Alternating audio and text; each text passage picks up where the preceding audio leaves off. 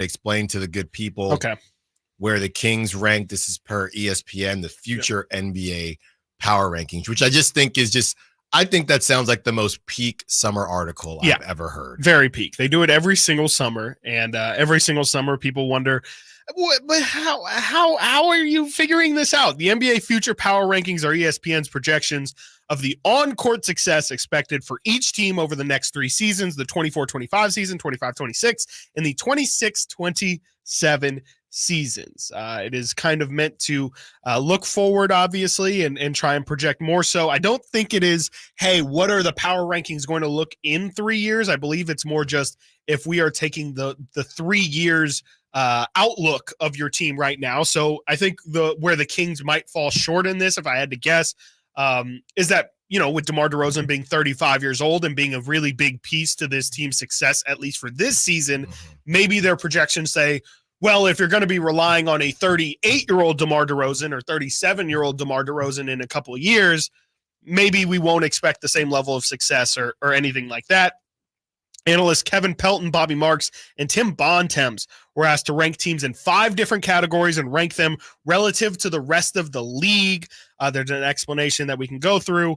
The 5 rankings are players, management, money, draft, and market. Those are the 5 things in which all the teams are ranked. They then take those rankings and create their power rankings, if you will. At number 1 is the Oklahoma City Thunder. I don't know if there's really any surprise there. Second youngest roster in the NBA. They still have a ton of draft picks. Last year, they were number 3 on these rankings. This year, number 1. Boston is number 2. They were number 1 last year. The New York Knicks move up to number 3 on this list. They were number 8 last year as well. The biggest riser, at least in the top 5, was the Dallas Mavericks, who ranked 16th last year and rose all the way up to number 5. Of course, their deep playoff run and I believe the addition of Klay Thompson are the major reasons for that. The biggest faller is the Denver Nuggets, at least, again, in the top 10. They fall from number 2 to number 6 this season, lost to KCP. And I would say the biggest riser in general on this list,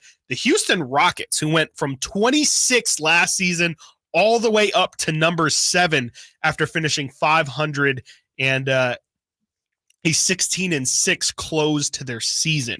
Now let's get on to the Sacramento Kings, who I should also mention here, by the way, before we get to the Kings, Golden State Warriors, number 9 on this list, number 5 last year. It says the Warriors landed in the top 10 for the 17th time in 18 rankings, despite missing the playoffs last season and losing Klay Thompson. The departure of Thompson has given Golden State greater roster flexibility.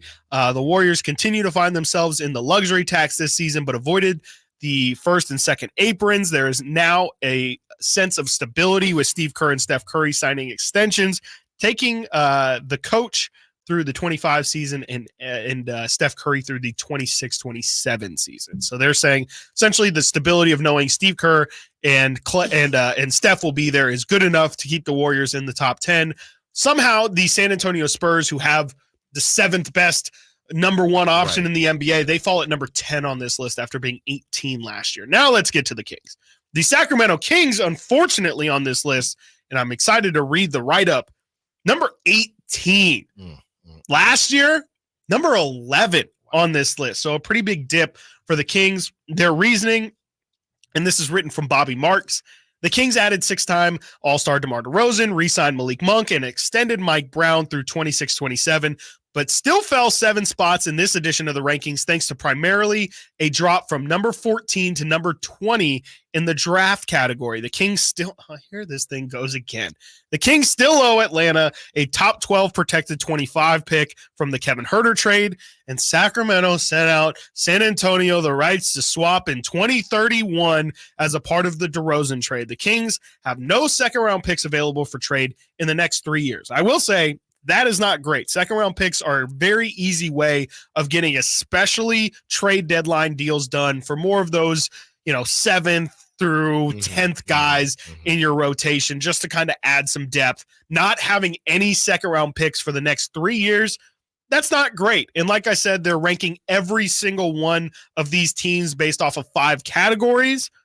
The players, the Kings ranked 16th. The management, they ranked 15th. In terms of money, they landed 16th.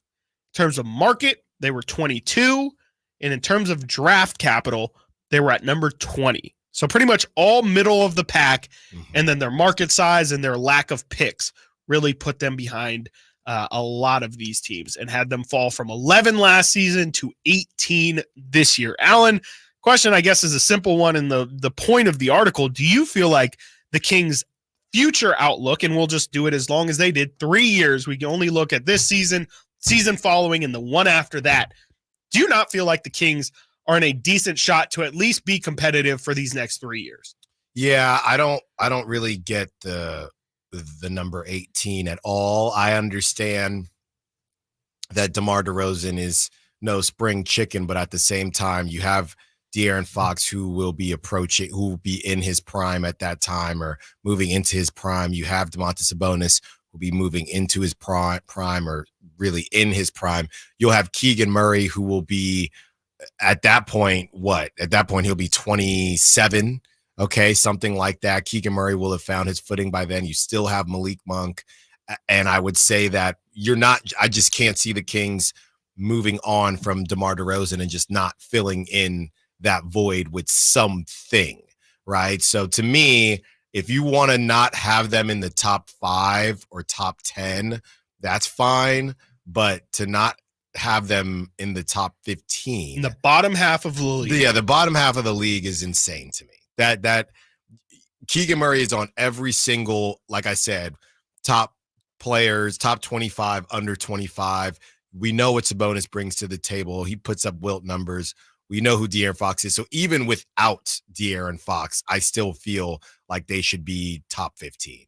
Agreed. And I just had to double check to make sure. And yes, they're only going off of the next 3 seasons. And that's the part that I think they completely lose me. Like to me, there's no way that the Kings in the next 3 seasons now, and the fact that they even mentioned, and I know it's just draft capital in general, but to even mention the 2031 pick as a really big reason why they fell so far in that draft category. Again, I get it on its surface, but if we're only talking about the effect of the next 3 seasons, I don't think the Kings necessarily would need to utilize that 2031 pick in order to improve these next 3 seasons. I think, again, the write-up in the beginning of the article is these are projections based on the on-court success expected for each team over the next 3 seasons. I don't see how the Kings aren't better set up than a lot of the teams in front of them to have success. What is the Miami Heat are number 17? 3 years from now, they're not going to have Jimmy Butler. Yeah. They have no idea what they're going to do with Tyler Hero. I just read an article this morning of should the Heat try and trade Tyler Hero to the Kings to try and get De'Aaron and Bam together. Like, they have no idea they have. I shouldn't have even mentioned it, but they just have no idea what their plan is for the future. For tomorrow. It's going to be a good show. No. Tomorrow is going to be a great show for you. It's going to be a great show for you. I just don't agree with it. I think, I think the Kings are actually perfectly set up in this 3 years to, that might even be the window. Like, if I had to say this team has a window, it's those 3 years. I just completely disagree. I think that they should be much higher on the list. Like I said, or like you said, I'm sorry. I don't know if they necessarily have to be in the top 10, but they should not be far out of it. No, just based on the other, the other outlook. Who's in front of them? So in front of them immediately, Miami is 17. Crazy. The Pelicans are 16. Okay. The Milwaukee Bucks are insane. 15. With insane 35-year-old Brook Lopez, maybe older. 34-year-old Damian Lillard. Damian Lillard can't quit the grind. Yeah. Chris Middleton, I really just don't think he has any more ligaments in his knees. He'll be coaching in 3 years. Like I think that's absolutely insane. They fall from 6 to 15 for what it's worth. And the Pacers are 14. That one I actually don't have a problem with. No. They're a young team. That one actually kind of makes sense. 13's the Cavs. Now that Donovan Mitchell's locked up, I guess I feel better, but you should still have questions on really everything else. And I guess they kind of do. Looking at Cleveland's rankings, 8th in players, 19th in management, 22nd in money, 26th in market, 25th in draft. Feels like those rankings probably should have led to Cleveland being a bit lower, but Memphis is 12, Orlando's 11, which is funny because, again, I would say that that's those teams 10, 11, 12. Exactly. I would have San Antonio, who's 10, Orlando, who's 11, and Memphis, who's 12. I would definitely have them in the top 10. Yes. Undoubtedly. But the fact that the Warriors are in there is very strange. I think the fact the Nuggets in there is a bit strange as well. Those are really my biggest quarrels. Yeah. But yeah, the Kings should absolutely, as I feel like we say all the time, but the Kings should absolutely be higher on this list. Yeah. Lakers are 21 for what it's worth. That last year they were 10. Yeah. And I think the Pelicans might actually fall into something that they didn't necessarily want. I think it could end up working out with Brandon Ingram, but we have no clue. There's drama there. Brandon Ingram, he wants to get paid. Nobody wants to pay him. So it's just a lot on Zion, man. People are still really high. You know what's so funny, guys? And maybe it's because of the numbers that he puts up when he does play.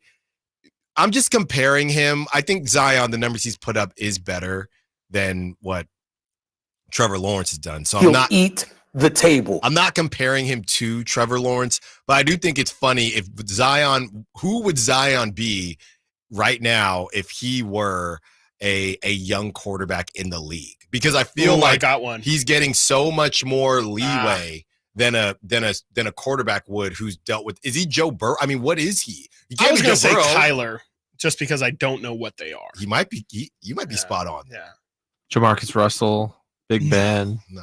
You're just naming. I'm thinking of big people. Oh, I got the question confused. He's the hefty lefty. I like Jared Lorenzen. Yeah, I like Kyler. I did too, but I do think like that. Zion. But with that being said, maybe I said 4 Bryce Youngs. I like the Kyler comparison, but I feel like the NBA world, when we look at these lists, Chris, Zion is getting a lot more leeway, benefit of the doubt, and he's ranked way higher than Kyler. But I do think it's Kyler. Nobody is really even talks about him at all. Yeah, at all. Yeah. Coming up next, the Sac-12 and the Pac-12.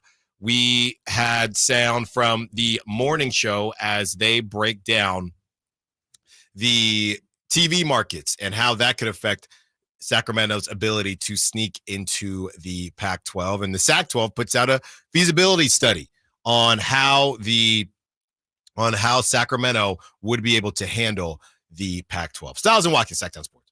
Keegan Murray.